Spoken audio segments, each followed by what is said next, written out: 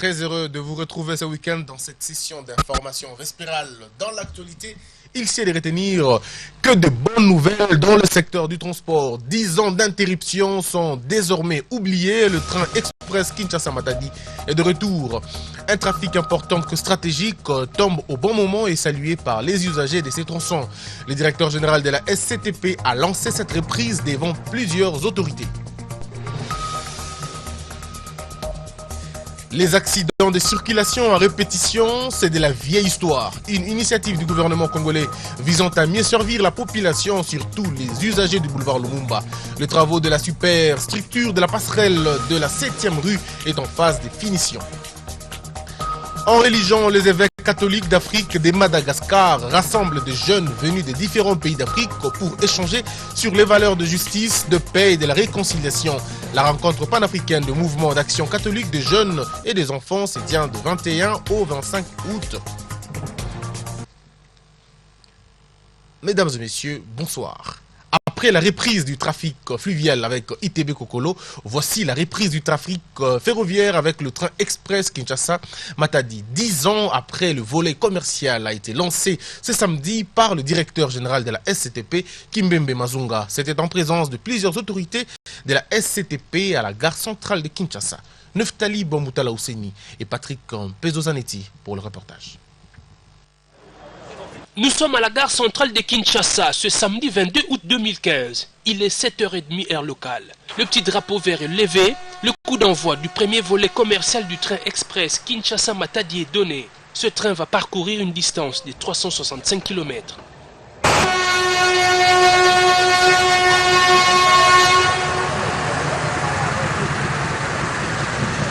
Avec la reprise du train express Kinshasa-Matadi, les agents et cadres de la société commerciale des transports et ports peuvent pousser un ouf de soulagement. Nous avons reçu une instruction du chef de l'État. Nous avons travaillé, nous avons mis le moyen. Le gouvernement nous a accompagnés. Et voilà les résultats. Le train est parti, c'est le volet commercial que nous venons de lancer aujourd'hui. Donc nous avons essayé de faire le maximum pour sensibiliser tous les responsables à tous les niveaux, pour que les choses se passent conformément aux paramètres que nous avons cités, vitesse, confort, sécurité. 10 ans après, les voyageurs peuvent être à l'aise avec le train express rénové puisqu'il répond aux normes de l'Union internationale des chemins de fer, assurance de la SCTP. Nous sommes en train de faire voyager les Congolais dans les meilleures conditions, selon les standards fixés par l'Union internationale des chemins de fer. Et nous avons fait le maximum pour réaliser les 3 paramètres fondamentaux qui sont la vitesse, le confort et la sécurité. L'autorité a fait de son mieux pour réhabiliter tous les matériels, c'est-à-dire les locomotives et les voitures qui étaient avariées. Et plus c'est la voie. Il faut signaler que les prix varient selon les classes. La première classe est à 55 600 francs congolais, soit 60 $ américains. La deuxième classe revient à 14 800 francs congolais, soit 16 $ américains. Et la classe de luxe est à 80 600 francs congolais, soit 87 $, restauration comprise. 80 ans après, c'est un nouveau départ à la société commerciale des transports et ports, à en croire les autorités de cette entreprise commerciale. Après la découverte de ce train, nous nous permettons de vous amener à un endroit situé dans le territoire de Songololo, dans la province du Congo central. C'est les marchés frontaliers de Lufu, qui a beaucoup de recettes pour la RDC. Malgré la présence de tous les services de l'État, cette bourgade est dominée par l'évasion fiscale qui prive le Congo, mais aussi la RDC de ses moyens par la fraude. Suivez ces reportages de Suzuki Bira Omari. Lufu, c'est ce marché hors norme situé dans le Congo central, à la frontière avec l'Angola. Ici, Congolais et Angolais affluent pour s'approvisionner à bon prix des articles pour la commercialisation. Une bourgade dont la renommée a dépassé les frontières malgré son état piteux. C'est à même le sol que les produits sont vendus car Lufu ne dispose d'aucune infrastructure viable. Pas de pavillon, d'étalage, d'entrepôt, des boutiques, d'installations hygiéniques et aucun parking aménagé. Cette situation choque des visiteurs et acheteurs qui fréquentent cette cité avec un nombre impressionnant des véhicules congolais et angolais attendant les chargements. Outre l'impraticabilité de la route qui y mène, ce marché ne dispose pas d'eau potable. Les ordures s'entassent et exposent qui y est à des conséquences néfastes sur la santé. De quoi interpeller les autorités appelées à valoriser ce marché qui génère des recettes non seulement pour le Congo central, mais aussi pour l'État congolais. Conscients de cette situation, certains services publics congolais ont décidé d'y ériger des bâtiments modernes pour un bon fonctionnement. Le gouvernement congolais s'est donc assigné pour mission d'ordonner les choses en ces lieux afin de mettre fin à l'hémorragie financière et à l'évasion fiscale. Le poste frontalier de Lufu devra pour le gouvernement congolais, dans les prochains jours, répondre aux standards internationaux. Bientôt, les Quinoises et Quinois verront la capitale dotée des passerelles sur le boulevard Lumumba pour leur sécurité routière. La superstructure de la passerelle de la 7e rue est en pleine phase de finition. Les rames sont en train d'être montées pour les raccorder au tablier du côté résidentiel comme du côté industriel. Suivez encore une fois Suzuki Biraomari dans ce reportage. Sur instruction du président de la République, Joseph Kabila Kabange, le gouvernement congolais s'investit afin d'avoir des infrastructures routières modernes pour la sécurité des populations. C'est pourquoi, depuis un temps, les Quinoises et Quinois sont émerveillés par la construction des passerelles sur le boulevard Lumumba. Grâce à une main-d'œuvre congolaise et turque, la capitale congolaise est dotée sur la 7e rue d'une passerelle dont la superstructure est soutenue par 2 portiques ou arcs principaux. Le maître d'ouvrage a également fixé la structure du tablier après avoir placé les 9 tirants de part et d'autre sur les 2 arcs avec pour rôle de soutenir ce tablier. Les rames sont en train d'être montées ainsi que les marches et contre-marches. La passerelle, en tout cas, c'est pour la ville de Kinshasa. Et qu'on rendre de plus en plus moderne. Pour le boulevard, et ça autoroute urbaine. Et ça avantage pour la piéton surtout. Par rapport à la population mingi, il y a un accident trop na boulevard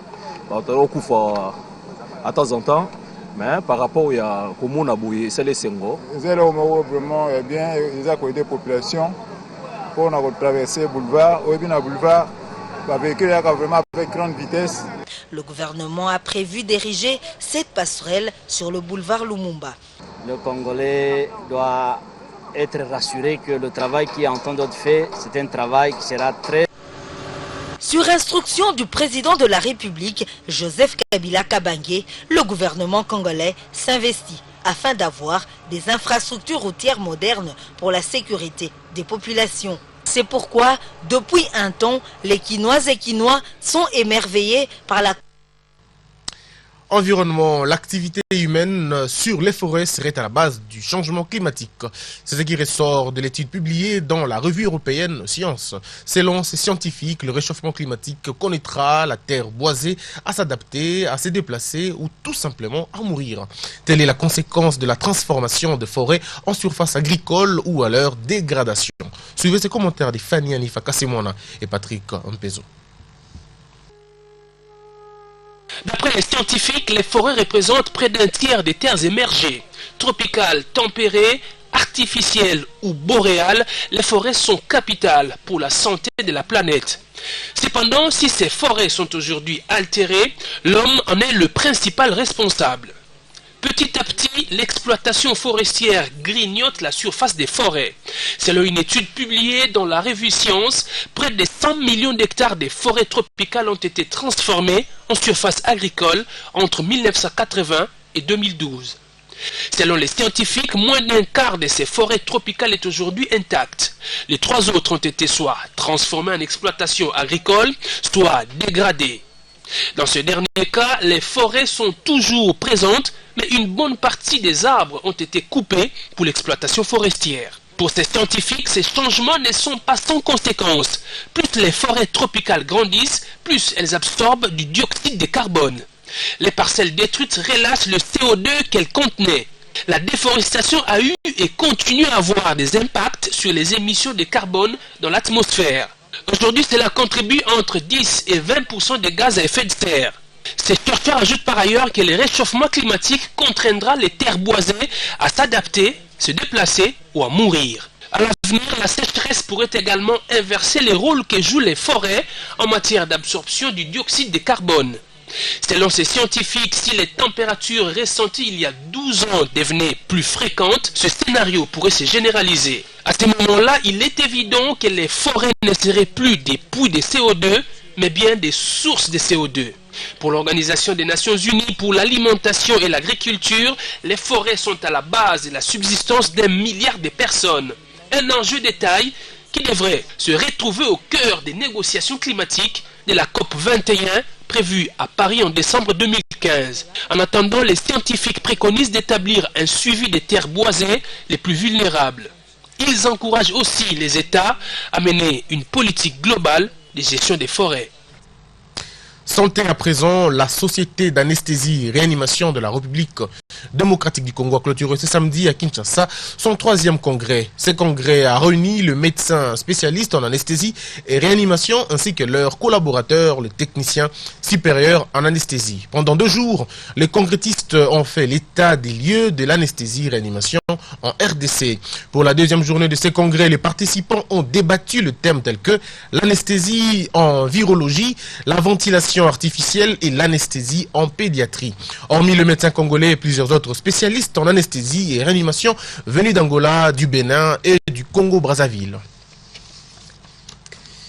À Kasumbalesa, dans le Haut-Katanga, le parquet militaire a poursuivi son audience sur le cas de meurtre survenu dans les entrepôts de la DGDA à Whisky.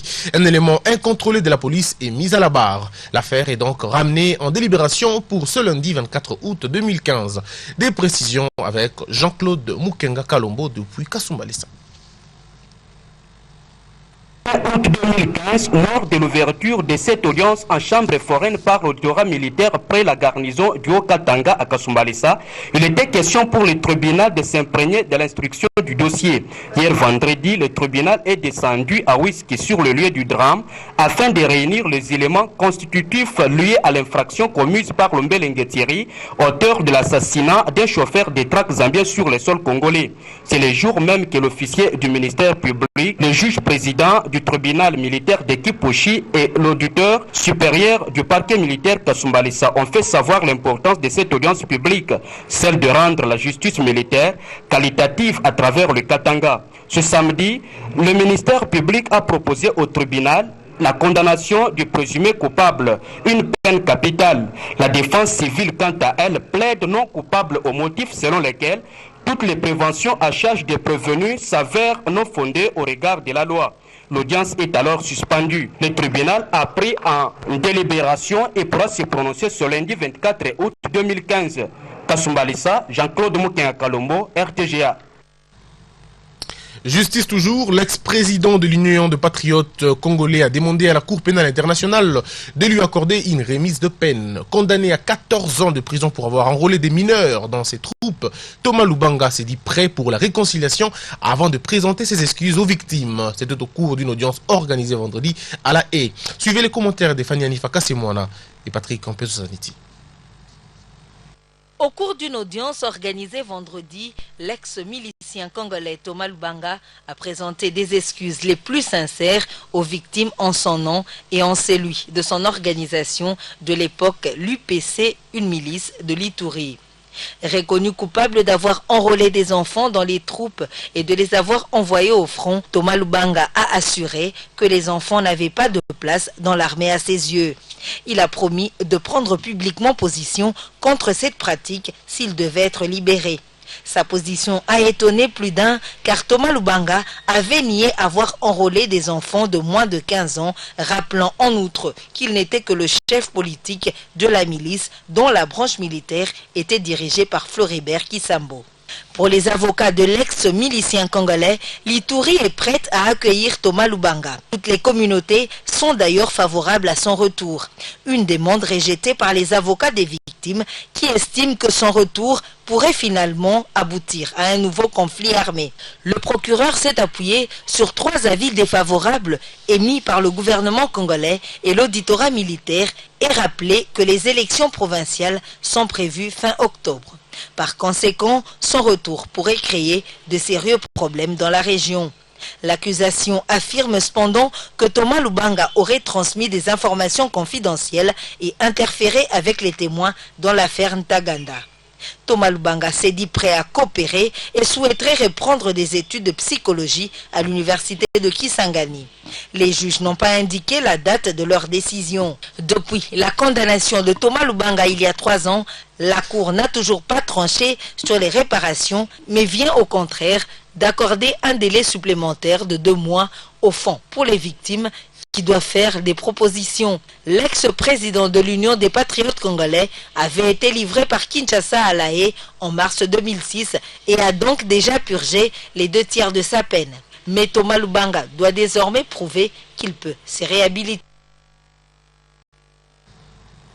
Dans la seconde partie de ce journal, nous parlerons d'un autre Congolais détenu à La Haye, Jean-Pierre Bemba. Nous allons parler avec Eric Bilali, qui est le porte-parole adjoint du mouvement de libération du Congo. En religion, les journées africaines de jeunes sont-elles possibles ? Seul l'avenir le dira. Mais sachez que les évêques catholiques d'Afrique et de Madagascar rassemblent des jeunes venus de différents pays d'Afrique pour échanger sur des valeurs de justice, de paix et de réconciliation. C'est dans la perspective de l'organisation de journées africaines des jeunes, la rencontre panafricaine de mouvements d'action catholique des jeunes et des enfants se tient du 21 au 25 août et connaît une participation de 111 responsables de jeunes venus de différents pays d'Afrique. Suivez l'entièreté de cet élément dans ces reportages de Léontine Kazamwali, Elvis Ndaya et Patrick Mpezo-Zanetti. Dans la perspective d'organiser les journées africaines des jeunes, les évêques d'Afrique et de Madagascar se sont décidés de rassembler les jeunes africains à travers une rencontre panafricaine des mouvements d'action catholique des jeunes et des enfants. Une rencontre qui se tient à Kinshasa du 21 au 25 août. Ce week-end, ces jeunes venus des différents pays ont participé à la catéchèse de l'archevêque de Kinshasa, le cardinal Laurent Mosengo Passigna, avec les jeunes quinois.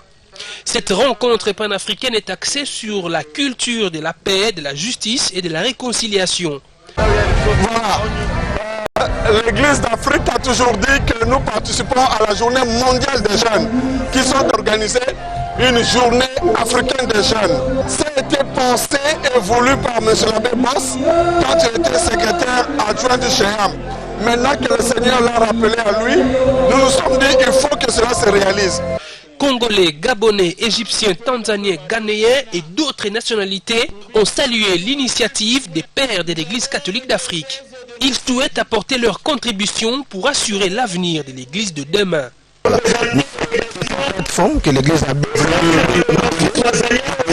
de tous les problèmes parce que nous nous rendons compte marginalisés. Nous sommes là pour faire des listes de solutions. Le futur des jeunesses, qu'est-ce qu'ils vont faire, c'est quoi leur responsabilité pour le monde. Aussi, comme Jean-Paul II, le pape Jean-Paul II, il a pris, il participait dans plusieurs conférences pour la paix et tout ça. La rencontre panafricaine des mouvements d'action catholique des jeunes et enfants connaît la participation de 120 personnes. 31 jeunes de 12 à 18 ans, 37 de plus de 18 ans, 37 aumôniers des jeunes et 9 organisateurs et facilitateurs. Les catholiques souhaitent voir ces assises aboutir aux journées africaines des jeunes, mais aussi à l'accueil du grand événement de la journée mondiale de la jeunesse en Afrique. Parlons encore des jeunes lancés les 12 août lors de la journée internationale de la jeunesse. La 3e édition de la formation des leaders de jeunes en entrepreneuriat et en gestion de petites et moyennes entreprises s'est clôturée ce samedi dans la salle de l'Université protestante du Congo.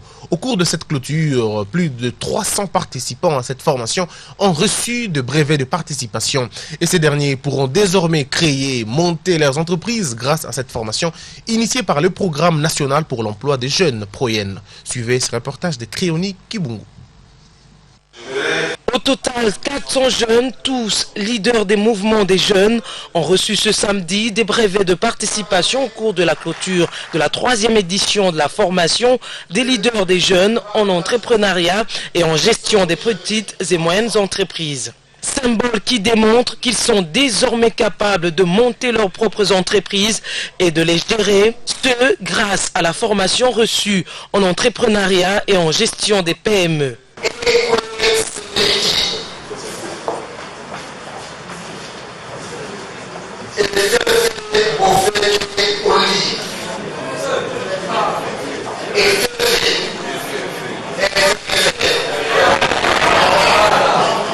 Ces jeunes formés seront accompagnés financièrement par le gouvernement à travers l'octroi des microcrédits, ce qui leur permettra de rendre leurs projets réalisables.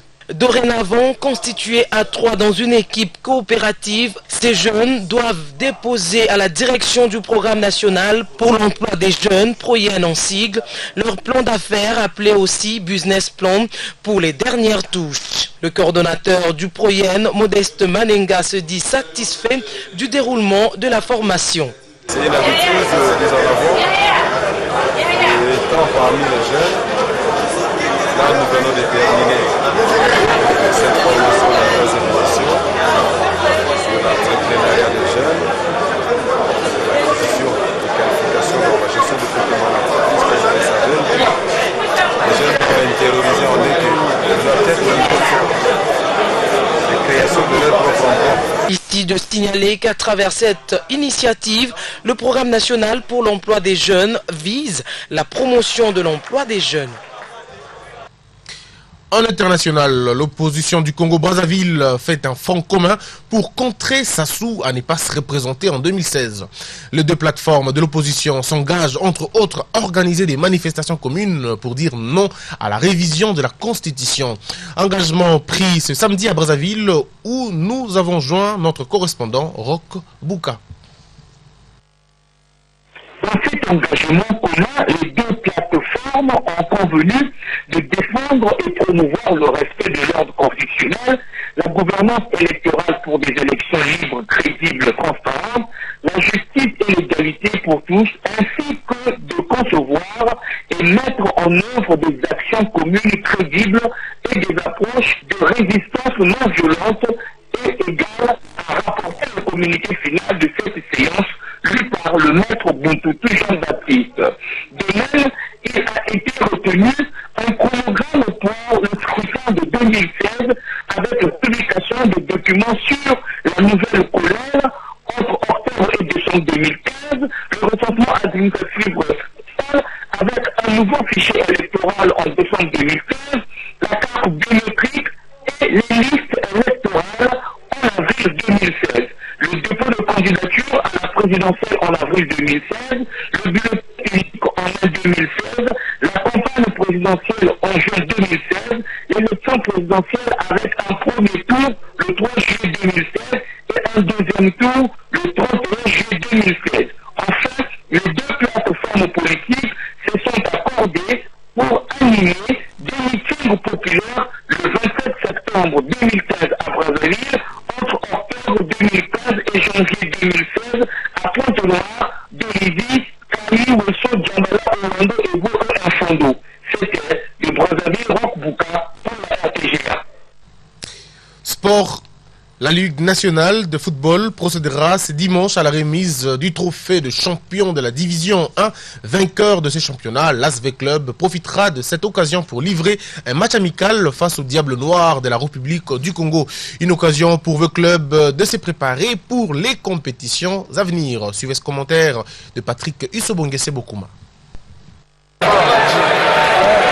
Vainqueur de l'édition 2014-2015 de la Division 1, l'association sportive Victoria Club représentera la République démocratique du Congo à la prochaine Ligue des champions de la CAF en compagnie du tout-puissant Mazembe Anglebert de Lubumbashi. Ce club de la capitale qui a repris les entraînements depuis plus de 2 semaines enchaîne avec des matchs amicaux tant sur le plan national qu'international. Après sa brillante victoire sur l'AS Vutuka du Bandundu, l'ASV Club sera ce dimanche face au Diable Noir de la République du Congo. 20 clubs qui tient à rééditer l'exploit de 2014 où il avait atteint la finale, qu'il l'avait malheureusement perdu, voudrait bien multiplier ce genre de rencontres. Question d'avoir la compétition dans les jambes. Il est annoncé que ce même dimanche, la Ligue nationale de football procédera à la remise du trophée des champions. D'autres prix seront également remis, à savoir les meilleurs joueurs, entraîneurs et arbitres. On rappelle... Et terminons avec le sport. L'amicale sportive Dragon Bilima a remporté la Super Coupe de Kinshasa face à l'Athletic Club Oujana. Ce trophée de champion vient ainsi remplacer ce club qui est resté plusieurs années sans titre. Il est maintenant question pour Dragon de chercher à se qualifier pour la division 1. Et c'est la fin de la première partie de ce journal. Rappelons le principal titre. Que de bonnes nouvelles dans le secteur du transport. 10 ans d'interruption sont désormais oubliés. Le train express Kinshasa-Matadi est de retour. Un trafic important que stratégique tombe au bon moment et salué par les usagers de ces tronçons. Le directeur général de la SCTP a lancé cette reprise devant plusieurs autorités. Les accidents de circulation à répétition, c'est de la vieille histoire. Une initiative du gouvernement congolais visant à mieux servir la population, surtout les usagers du boulevard Lumumba. Les travaux de la superstructure de la passerelle de la 7e rue est en phase de finition.